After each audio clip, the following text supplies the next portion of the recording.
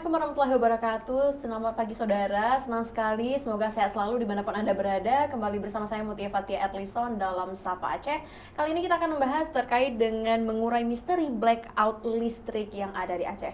Nah saudara, perlu diketahui bahwasanya pemadaman listrik massal ataupun blackout seringkali menimbulkan banyak sekali kontroversi dan juga pertanyaan. Nah, hal ini tidak hanya menghambat aktivitas masyarakat, namun juga berdampak pada pelayanan publik, dunia usaha hingga sektor kesehatan. Nah, kenapa kira-kira hal ini bisa terjadi dan apa masalah jaringan transmisi, distribusi atau mungkin sistem pengendaliannya? Sudah hadir di tengah-tengah kita yaitu ada Profesor Dr. Insinyur Nasaruddin STMM Eng IPU ASEAN Eng selaku akademisi dan juga pengurus MKI Aceh. Selamat datang Bapak, bagaimana kabarnya? Selamat datang.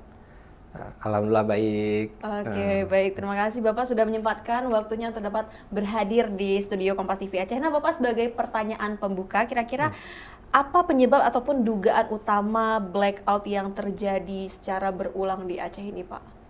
Baik, sebetulnya ada dua hal sebetulnya yang menjadi masalah utama terjadi blackout di listrik hampir di semua daerah gitu. Yang pertama dari sisi pembangkit. Apabila pembangkitnya terjadi trip atau terjadi gangguan, maka apabila pembangkitnya mati, maka otomatis listriknya padam. Yang kedua, sistem transmisi. Artinya sistem transmisi itu si pembangkit akan mengirim arus atau daya listrik melalui jaringan. Nah, apabila terjadi gangguan, hingga terjadi ya blackout lah. Misalnya seperti gangguan dari petir, bisa jadi gangguan dari misalnya towernya jatuh, kemudian ada dahan-dahan dan sebagainya, itu bisa membuat sistem transmisinya menjadi gangguan, sehingga listrik yang dialiri ke rumah-rumah kita itu terjadi pemadaman. Lalu untuk sistem yang tadi sudah dijelaskan antara pembangkit dan juga transmisi, lalu bagaimana dengan sistem distribusi dan pengendaliannya, Pak?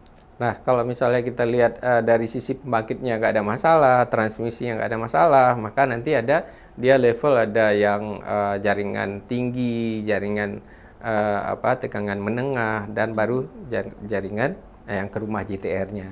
Nah, dia ada kemungkinan kalau misalnya ada yang tadi yang saya sampaikan, ada sistem pembangkitnya yang bermasalah, transmisi yang bermasalah, artinya ini udah level aliran arus yang lebih tinggi yang bergangguan. Nah, kalau misalnya yang ke rumah itu bisa jadi di jaringan tegangan menengah. Nah, apabila misalnya yang kita lihat di jalan-jalan ada tiang-tiang listrik, nah seringkali terjadi gangguan apabila terjadi misalnya gangguan binatang, ada tupai, nah itu bisa membuat ya mati sebentar, kemudian ada dahan-dahan yang jatuh ke kabelnya, itu juga bisa membuat gangguan gitu. Nah, apabila pembangkit dan jaringannya bisa dijaga dengan baik, otomatis barangkali pengaruh terhadap jaringan ke rumah itu lebih stabil. Oke, nah lalu Pak, bagaimana dari sinkronisasi antara listrik ini, Pak? Kan banyak sebagian dari pihak akademisi itu menyebut bahwasanya proses sinkronisasi sistem ini sangat krusial dalam pemulihan listrik. Kira-kira mungkin bisa dijelaskan, Bapak? Ya. Yang disebut dengan sinkronisasi apabila terjadi blackout misalnya. Nah, misalnya pembangkitnya jadi trip ya, artinya listriknya pembangkitnya tiba-tiba padam gitu ya. Artinya tidak bisa mengeluarkan lagi daya yang dialiri melalui sistem transmisi. Nah, otomatis itu sangat tahapan yang paling penting gitu. Nah, apabila tidak terjadi sinkronisasi, maka listrik itu tidak bisa sampai ke rumah-rumah kita gitu. Nah, untuk sinkronisasi itu banyak solusi ya. Nah, diharapkan idealnya itu ada dua pembangkit. Nah, yang cepat dia bisa black start untuk recovery-nya. Artinya begitu dia pembangkitnya mati, bagaimana si pembangkit itu bisa cepat hidup kembali dan bisa mengaliri kembali dayanya. Nah, idealnya itu dalam 4-6 jam itu 80% itu terjadi pemulihan secara terus-menerus gitu. Nah, namun pada kenyataannya karena kita di Aceh ini tergantung dengan PLT Unagan, sehingga dia butuh waktu yang lebih lama, sehingga begitu terjadi tripnya di PLTU atau di pembangkitnya, otomatis kita akan mengalami pemadaman itu lebih dari 4 sampai 6 jam yang idealnya. Oh, Seperti itu. berarti memang letaknya di pusat itu ya Pak ya di Iya, karena di kita negara ya? tergantung dari dua pembangkit besar, PLTU sama PLTG. Nah, yang paling besar dayanya itu di PLTU Nagan 1, 2, 3, 4 itu. Oke. Nah, karena kita interkoneksinya ke Sumatera, otomatis kan nggak langsung dari PLTU itu ke seluruh Aceh. Dia connect dulu ke jaringannya Sumatera, baru dikirim balik ke jaringannya Aceh gitu. Oke, berbicara tentang sinkronisasi, kira-kira menurut Bapak sendiri apa yang menjadi kelemahan gitu, kelemahan sinkronisasi yang ada di Aceh sehingga terjadi blackout ini tidak hanya sekali, namun juga ada beberapa kali. Ya, sebetulnya kalau kita bilang bagaimana sinkronisasi itu bisa lebih cepat gitu ya. Nah, di kita itu terutama Banda Aceh sebesar, karena dia paling ujung gitu ya. Iya. Nah, jadi kalau misalnya sinkronisasinya pasti butuh waktu yang lama. Misal begitu dia blackout, kemudian PLTU itu beroperasi kembali, kan otomatis dia ke Sigli dulu gitu dikirim. Nah, nanti baru balik ke Banda Aceh gitu. Nah, untuk dialiri ke sana kan butuh kualitas daya yang bagus, sehingga tegangan di kita itu mendapatkan yang lebih stabil. Nah, untuk itu daerah Aceh besar, Banda Aceh kan nggak ada pembangkit, ya pembantunya, yang ada hanya PLTD. Namun setelah banjir bandang, kita sudah mendapatkan base-nya. Jadi dari PLN itu sudah menyediakan base-nya di Lungbata, Pulekaring, sama Kurung Raya. Jadi base itu baterai energy storage system. Jadi apabila terjadi blackout, dia masih bisa mengaliri secara otomatis, terutama untuk daerah-daerah Banda Aceh. Namun kapasitasnya belum mencukupi, karena beban puncak di Banda Aceh saja itu sekitar 90 megawatt. Sedangkan base storage itu setahu saya baru sekitar 45 watt.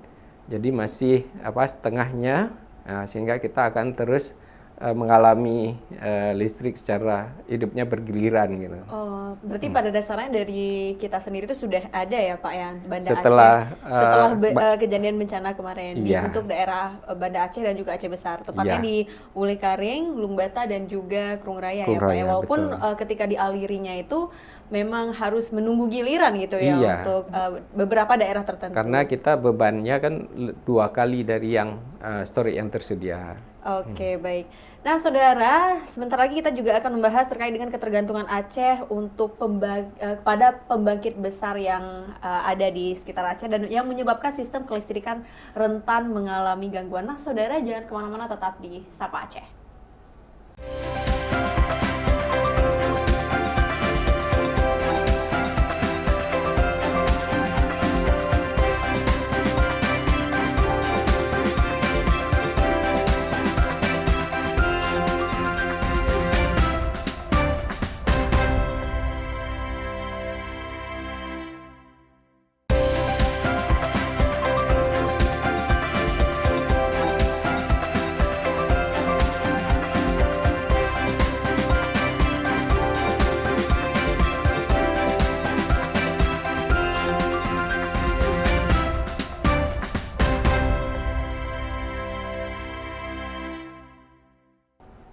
Assalamualaikum warahmatullahi wabarakatuh. Terima kasih saudara masih bersama saya Mutia Fatia Erlison dalam Sapa Aceh, masih membahas terkait dengan mengurai misteri blackout listrik yang ada di Aceh. Nah, kira-kira Bapak sejauh mana ketergantungan Aceh terhadap beberapa pembangkit listrik besar yang menyebabkan sistem kelistrikan ini rentan terjadinya gangguan yang ada di Aceh, Pak? Oke. Baik, kita ada 2 pembangkit besar. Yang pertama PLTU itu ada 1, 2, 3, 4. Kemudian ada PLTG yang di Lusmawe. Nah, pembangkit-pembangkit besar itu akan dikoneksikan dengan interkoneksi Sumatera, baru didistribusikan ke Aceh kembali gitu. Nah, kalau dilihat dari kapasitas, kita sebetulnya sudah melebihi kapasitas. Aceh itu bisa menghasilkan kapasitas sampai 700 megawatt. Sedangkan pemakaian kita paling tinggi itu sekitar 580-an, nggak sampai 600 megawatt. Nah, sehingga kalau pembangkit ini karena utamanya dua, begitu terjadi gangguan salah satunya, otomatis sistem kelistrikan kita di Aceh itu akan terganggu. Nah, barangkali bagaimana solusinya gitu ya. Nah, sebetulnya kita bisa, potensi di Aceh itu sangat besar terkait dengan PLTA misalnya. Nah, di samping dia memang bisa menghasilkan energi listrik dan energi yang hijau istilahnya, green energy. Nah, itu potensi di kita itu sangat besar gitu. Ada yang di Gayo Lues, di Takengon, hampir seluruh Aceh itu punya potensi untuk pembangkit listrik tenaga air. Dengan skala yang berbeda-beda, itu sebetulnya sangat membantu untuk mengatasi yang tadi, apabila dua pembangkit besar ini terjadi gangguan gitu. Nah, terutama yang Banda Aceh potensinya itu kan sangat kurang ya. Artinya nggak ada pembangkit di Banda Aceh itu yang seperti yang saya sampaikan tadi, seperti misalnya PLTA, yang ada hanya PLTD gitu, dan selama ini memang sudah ada yang base yang tadi. Namun untuk ke depan barangkali ada potensi yang menurut saya itu sangat memungkinkan ya untuk dilakukan di dalam waktu jangka pendek, seperti PLTS, pembangkit listrik tenaga surya. Kita punya gedung-gedung yang tinggi dengan kondisi kita yang tropis atau matahari yang cukup, ya barangkali bisa direncanakan untuk menggunakan atap-atap kita berbasis panel surya gitu. Nah, ini bisa kita lakukan. Nah, hal ini juga sejalan dengan program Pak Presiden. Pak Presiden berharap bahwa untuk 2 tahun ke depan itu PLTD diganti dengan PLTS untuk seluruh Indonesia. Nah, saya pikir ini istilahnya momentum yang bagus buat Aceh untuk mengembangkan PLTS untuk mengatasi kekurangan atau mengantisipasi terjadi gangguan di kedua pembangkit yang besar ini. Oke, berarti selain adanya PLTU dan juga PLTJ, ke depan nanti akan ada PLTS ya, tenaga surya, yang memang ini menjadi salah satu program unggulan dari Presiden ya Bapak ya? Iya. Oke, itu sama-sama kita berharap semoga ke depannya memang bisa disegerakan terwujud untuk bisa menggunakan panel surya tersebut ya Pak. Lalu kira-kira apakah langkah konkret yang semestinya harus disiapkan oleh PLN dan juga pemerintah untuk memperkuat keandalan jaringan transmisi ini, supaya nanti ke depannya dari Aceh sendiri tidak tergantung tidak ketergantungan dan juga terjadinya blackout secara berkala. Baik, saya atau kami lah dari MKI Aceh sering berdiskusi dengan pihak PLN. Nah, dari pihak PLN sendiri sebetulnya udah punya perencanaan bagaimana Aceh ini bisa lebih mandiri ya. Mandiri dalam arti kita setiap ada gangguan itu ada solusi dan bisa diatasi dengan secepatnya. Nah, kalau dari perencanaan mereka dari tahun 2026 sampai 2032, mereka sudah merencanakan seperti pembangunan PLTA-nya Pesangan. Itu juga kapasitasnya cukup besar dan sistemnya cukup handal gitu. Artinya apabila terjadi, karena dia tadi waktu sinkronisasinya bisa lebih cepat, restartnya itu juga lebih mudah. Artinya begitu terjadi satu gangguan di pembangkit yang PLTU misalnya, maka PLTA Pesangan itu bisa menjadi backup. Nah, sehingga distribusi energi di Aceh itu masih tetap stabil. Kemudian ada potensi yang saya sampaikan tadi, potensi untuk air di seluruh Aceh itu sangat besar, dan barangkali kalau membangun PLTA yang besar kan butuh investasi yang sangat besar dan butuh waktu yang lama. Namun kita punya potensi PLTMH gitu. Jadi jadi untuk kapasitas 10 mega itu misalnya seperti di Biren, itu ada 2 titik yang barangkali bisa dibangun PLTMH-nya yang di bawah 10 mega. Sehingga waktu bangunnya bisa lebih cepat. Nah, untuk daerah-daerah tertentu untuk meningkatkan sinkronisasi tadi, untuk meningkatkan kualitas daya supaya sampai ke Banda Aceh itu bisa lebih cepat juga gitu. Oke.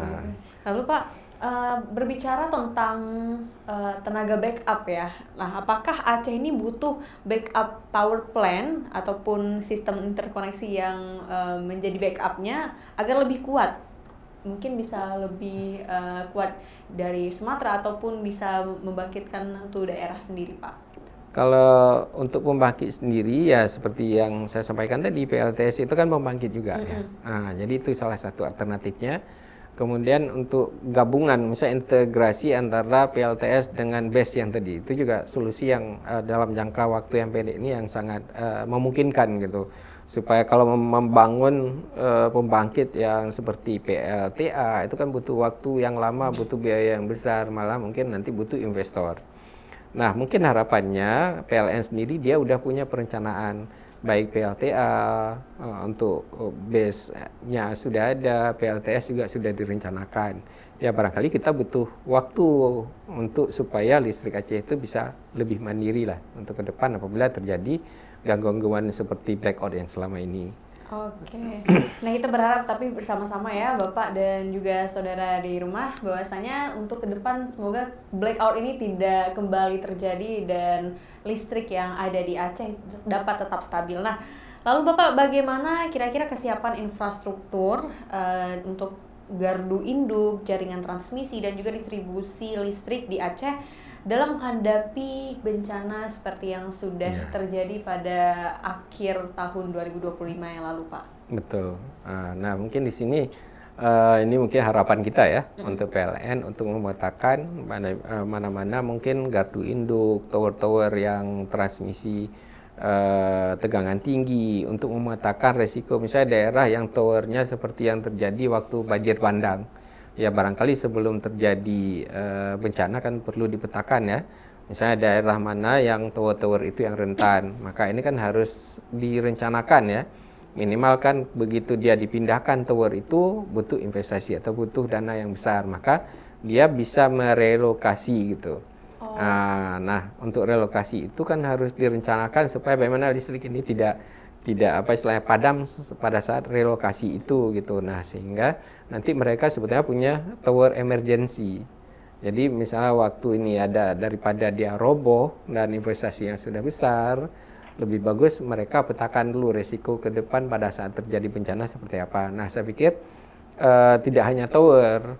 Jadi ada mungkin daerah-daerah yang tingkat di Aceh ini kan macam-macam bencana ada gitu.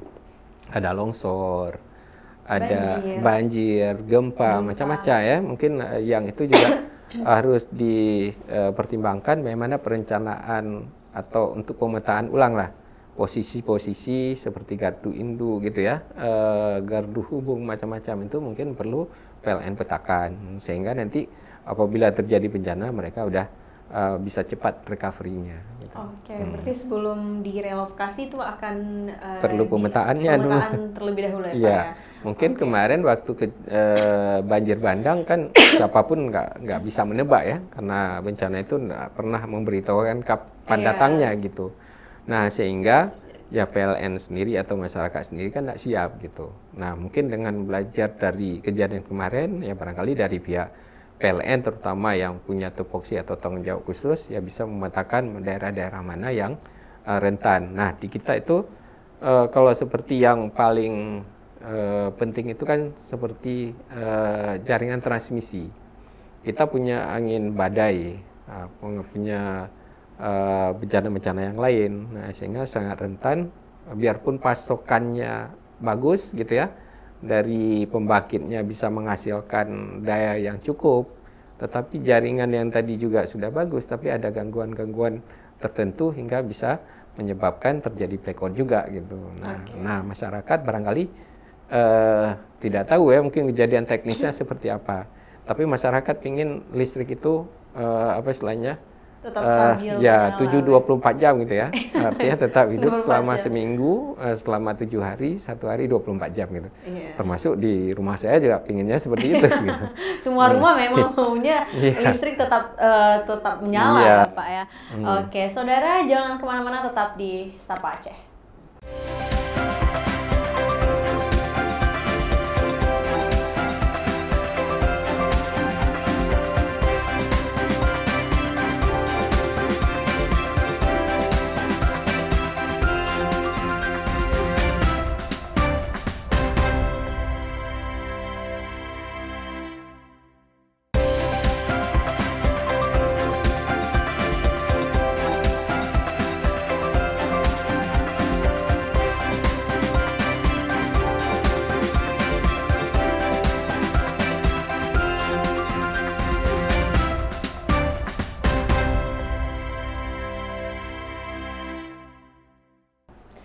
Assalamualaikum warahmatullahi wabarakatuh. Saudara, terima kasih masih bersama saya Mutia Fatia Erlison dalam Sapa Aceh. Masih membahas terkait dengan mengurai sistem dan juga misteri blackout listrik yang ada di Aceh. Nah, kira-kira Bapak, apakah ada sistem monitoring real time untuk mendeteksi gangguan blackout yang terjadi di Aceh? Karena seperti yang kita ketahui bahwasanya blackout ini sering sekali terjadi dalam beberapa waktu terakhir. Oke, baik. Kalau dibilang monitoring blackout tidak juga gitu ya. Jadi yang tepatnya monitoring gangguan gitu. Nah, saya pikir di PLN sudah lama ada sistem SCADA. Artinya dia sudah terkoneksi di dalam sistem distribusi itu semacam monitoring online gitu. Jadi di mana terjadi gangguan atau terjadi anomali pada saat sistem transmisi itu mereka sudah ada pusat pengontrolnya sendiri. Jadi bisa mendeteksi itu untuk jaringan yang barangkali untuk areanya rayon ya, seperti misalnya rayon Banda Aceh, ada rayon Lumbata dan sebagainya. Itu sudah ada sistemnya dan itu terkontrol terpusat di satu sistem distribusi. Kemudian kalau misalnya untuk jaringan yang lebih luas itu ada yang namanya wide area remote system ya, monitoring system juga WAM namanya. Itu juga sudah ada. Jadi kalau misalnya seperti gangguan untuk tegangan jarak jauh gitu ya, atau yang jarak jauhnya ketegangan lebih tinggi, itu sudah ada sistemnya. Dan saya pikir PLN udah sangat siap dengan itu. Nah, saat ini barangkali karena kita tidak bisa terlepas dengan teknologi AI, sebetulnya itu udah lebih cerdas lagi. Jadi SCADA sama WAM tadi itu bisa diintegrasikan dengan pemodelan oleh AI, sehingga prediksi-prediksi istilahnya gangguan itu bisa lebih cepat. Nah, apabila dengan catatan gitu, bukan pembangkitnya yang terjadi trip gitu ya, atau tidak ada gangguan-gangguan seperti bencana, kemudian mungkin ada gangguan alam lainnya, itu yang barangkali tidak bisa secepat yang saya sampaikan tadi. Sistem itu bisa menormalisasi kembali. Tetap misalnya pohonnya jatuh, otomatis kan si sistem yang tadi monitor itu tidak bisa memindahkan pohon. Tentu petugasnya harus ke lapangan. Tetapi karena ada sistem monitoring ini kan petugasnya tahu di lokasi mana dia terjadi gangguan. Sehingga pihak PLN bisa mengarahkan petugasnya untuk bisa langsung mengatasi gangguan tersebut. Gitu. Oke, baik. Berarti memang pada dasarnya sistem monitoring ini sudah terlebih dahulu sudah dijalankan gitu ya dari pihak PLN-nya. Iya. Nah, lalu Bapak bagaimana terkait dengan mekanisme kompensasi kepada masyarakat yang memang terdampak gitu, apalagi mungkin dari sebagian besar masyarakat itu menggunakan listrik sebagai tempat mata pencahariannya. Kira-kira bagaimana Bapak? Saya terus terang aja tidak pernah tahu proses implementasi dari kompensasi. Tetapi yang saya tahu itu kompensasi itu tetap secara hukum itu ada gitu. Nah, yang disebabkan oleh force majeure, misalnya bencana alam, ada gangguan dan lainnya, kemudian ada yang gangguan dari pihak ketiga. Yang itu barangkali hampir semua bidang ada ya kompensasinya. Nah, mungkin teknisnya nanti dari pihak PLN nanti bisa mensosialisasikan ke masyarakat. Semua masyarakat juga teredukasi terkait dengan kompensasi. Nah, selama ini kompensasi itu ada, tetapi realisasinya barangkali yang belum istilahnya menyebar ya, atau dari masyarakat sendiri ada yang menyatakan mendapat kompensasi untuk kejadian tertentu, termasuk misalnya bukan hanya di listrik kan, kita misalnya terlambat delay pesawat gitu, minimal kita dapat kompensasi, dapat kue kota dan sebagainya gitu. Iya, Dan atau saya mungkin pikir refund atau release schedule gitu ya, Pak ya. Nah, untuk pihak listrik juga sebetulnya kan mestinya ada juga gitu. Seharusnya ada berarti ya, karena kan memang kita mengetahui bahwasanya sebagian masyarakat itu yang mata pencariannya memang bergantung pada listrik, banyak sekali yang dirugikan gitu Pak. Makanya apakah dari bencana dan juga peristiwa ini ada kompensasi yang memang benar-benar konkret gitu yang bisa didapatkan oleh masyarakat? Saya tidak begitu paham ya, barangkali nanti dari pihak Humas PLN apabila menonton acara ini bisa dengan mensosialisasikan kembali ya terkait dengan kompensasi dengan syarat-syarat yang berdasarkan undang-undang yang berlaku. Gitu. Oke, baik Pak. Lalu kira-kira bagaimana harapan dari Bapak sendiri untuk bisa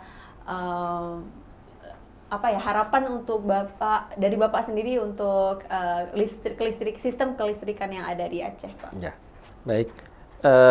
Sebetulnya blackout yang terjadi 22 Mei 2026 bulan lalu gitu ya, itu sebetulnya menjadi bagian sistem peringatan dini buat jaringan PLN sendiri, bagaimana karena kalau blackout atau gangguan itu hal yang biasa, yang namanya sistem itu pasti yang dibuat oleh manusia, pasti tidak sempurna. Tetapi ada teknologi yang lain, bagaimana memonitor, mengevaluasi ya setiap hari supaya sistem itu tetap handal, dan juga apa istilahnya ada semacam jaminan ya. Jadi masyarakat itu kan menuntut jaminan bahwa listrik itu tidak padam kan gitu. Nah, untuk itu barangkali itu jadi tantangan buat PLN untuk membuat perencanaan bagaimana sistem mereka handal dan masyarakat nyaman untuk menikmati layanan listrik yang mereka sediakan. Menurut saya itu sangat penting, dan saya pikir untuk apa istilahnya memantau, dan itu saya pikir teknologi tersedia saat ini. Nah, tinggal barangkali tingkat lebih intens ya dari pihak PLN untuk memantau sistem mereka supaya tetap handal dan bisa mendapatkan kepuasan dari masyarakat gitu. Mungkin demikian, Mbak. Ya. Oke, baik. Terima kasih banyak Bapak sudah berbagi seputar ilmu dan juga pengetahuannya terkait dengan listrik yang ada di Aceh. Terima kasih Bapak sekali lagi sama-sama, sudah menyempatkan waktunya. Dan saudara, informasi tadi mengakhiri beragam informasi yang dapat kami sampaikan dalam Sapa Aceh hari ini. Anda dapat menyimak tayangan Sapa Aceh setiap Senin, Rabu, Jumat hanya di Kompas TV Aceh, independen terpercaya. Saya Mutia Fatia Erlson mewakili tim redaksi, mohon pamit undur diri. Terima kasih. Wassalamualaikum warahmatullahi wabarakatuh.